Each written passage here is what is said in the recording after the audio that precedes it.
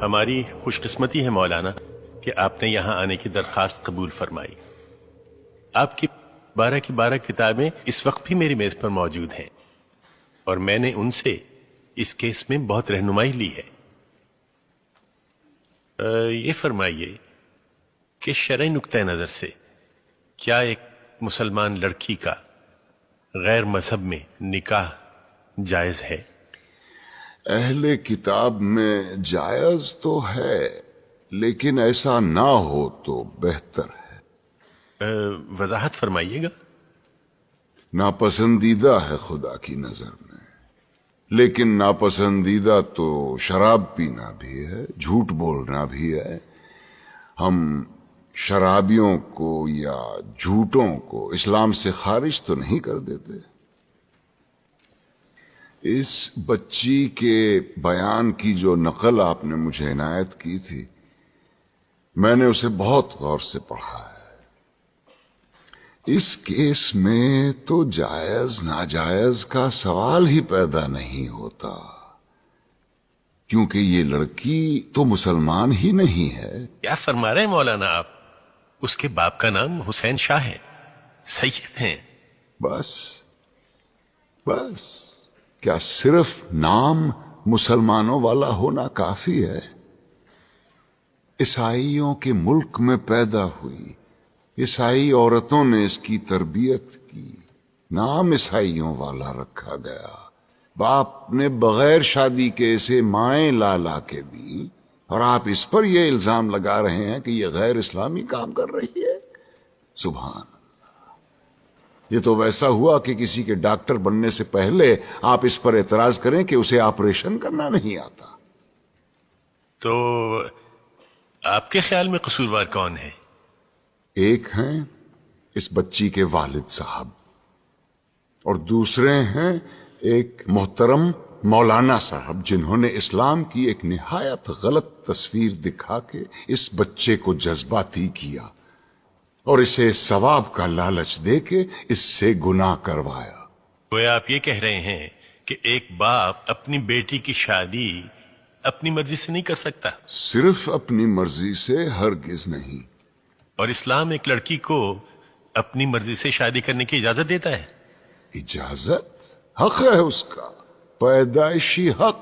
حدیث کی کتاب کھول کے دیکھیے، ناسائی والیوم 2 چیپٹر کتاب النکاح ورق نمبر 403۔ نبی کریم صلی اللہ علیہ وسلم کے پاس ایک عورت آئی، کہنے لگی یا رسول اللہ، میرے والد نے مجھ سے پوچھے بغیر میری شادی کرا دی تھی، مجھے اپنا خاوند پسند نہیں ہے، میں کیا کروں؟ ایک لمحے کا توقف کیے بغیر آپ نے فرمایا میں ابھی تمہارا نکاح ختم کیے دیتا ہوں۔ وہ بولی بس رسول اللہ، مجھے طلاق نہیں چاہیے، میں صرف اپنا حق معلوم کرنا چاہتی تھی۔ حدیث کی دوسری کتاب کھولیے، بخاری شریف والیوم 3 چیپٹر کتاب النکاح ورق نمبر 94۔ خنسا بنت خزام کہتی ہیں میرے والد نے مجھ سے پوچھے بغیر میری شادی کرا دی تھی، مجھے خاوند پسند نہیں تھا، میں رسول اللہ کے پاس گئی، انہوں نے فوراً وہ نکاح منسوخ کروا دیا۔ لیکن مولانا آپ یہ کیوں اپریشیٹ نہیں کر رہے ہیں کہ حسین شاہ نے کس مقصد کے تحت اپنی بیٹی کی شادی کی تھی؟ اور مولانا طاہری نے تو سرمد کو، جو کہ ایک ناچنے گانے والا، جینز پہننے والا مغرب زدہ نوجوان تھا، اسے اسلامی حلیے میں ڈھال کر ایک عاشق رسول بنا دیا۔ حلیہ؟ اسلامی حلیہ اور گانا بجانا یعنی موسیقی، دونوں بہت اہم موضوع چھیڑ دیے ہیں آپ نے۔ پہلے آئیے موسیقی کی طرف۔ دلائل کا ایک انبار ہے میرے پاس موسیقی کے حق میں، لیکن میں صرف ایک دلیل دینا چاہتا ہوں جس کے بعد دوسری کوئی دلیل ہو ہی نہیں سکتی۔ آپ یہ بتائیے کہ آج تک دنیا میں پیغمبر کتنے اتارے گئے؟ جی 1,24,000۔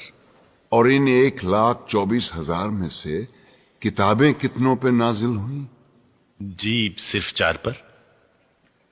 گویا یہ تو طے ہو گیا کہ یہ 4 باقی 1,23,996 پیغمبروں سے زیادہ برگزیدہ ہیں۔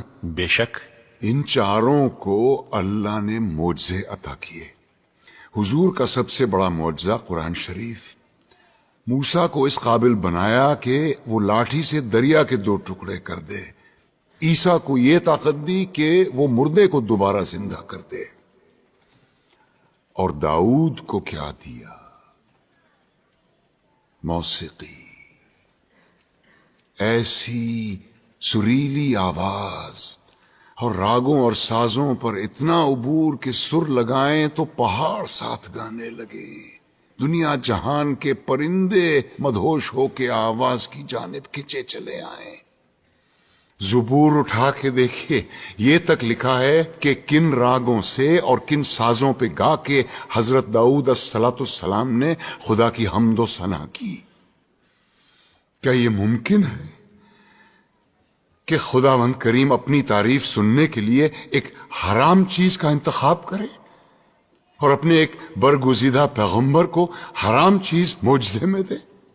کیا یہ ممکن ہے کہ نبی کریم صلی اللہ علیہ وسلم موسیقی کو حرام بھی سمجھیں اور حضرت عائشہ رضی اللہ عنہا سے یہ بھی پوچھیں کہ برات جس قبیلے میں گئی ہے وہ انصار ہیں اور انصار موسیقی کے بہت رسیا ہوتے ہیں، کیا تم نے برات کے ساتھ کچھ گانے والیاں بھی بھیجی ہیں یا نہیں؟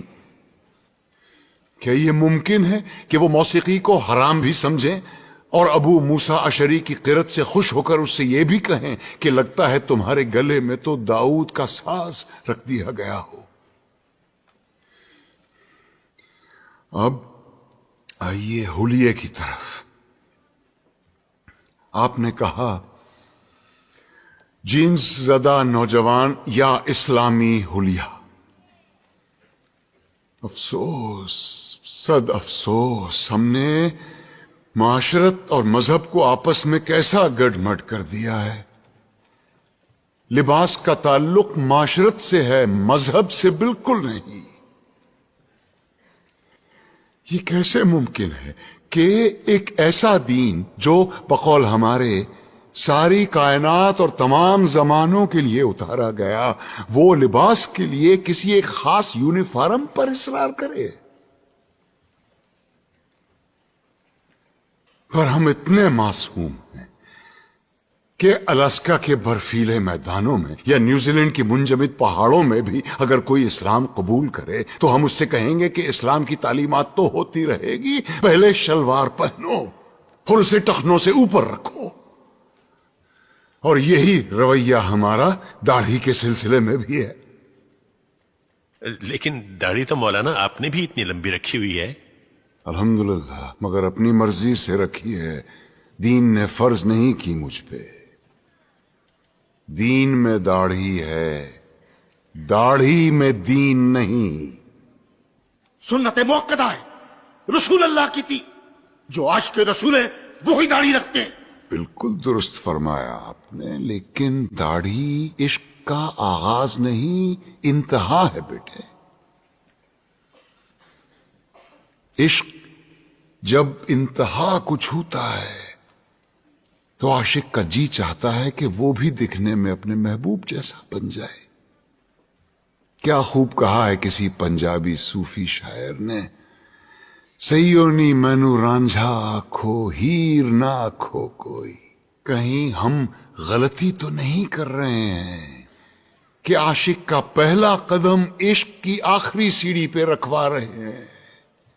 کیا وجہ ہے بیٹے کہ اتنے لمبی لمبی داڑھیوں والے 3-3 4-4 حج کیے ہوئے حاجی صاحبان اسمگلنگ کرتے یا جھوٹ بولتے عام نظر آتے ہیں؟ وجہ یہ ہے کہ مجھ جیسے ناسمجھ عالم سارا زور داڑھی رکھنے اور شلوار پہننے پر ہی دیتے ہیں. کہیں ہم غلطی سے عاشق رسول کے بجائے عاشق ابو جہل تو نہیں پیدا کر رہے ہیں؟ کیونکہ داڑھی تو ابو جہل کے بھی تھی، لباس بھی وہی تھا جو رسول اللہ زیب تن فرماتے تھے. ترتیب الٹی ہے بیٹے. پہلے ظاہر نہیں، پہلے باطن کو ٹھیک کرو. اندر آگ لگاؤ، باہر خود بخود آئے گی.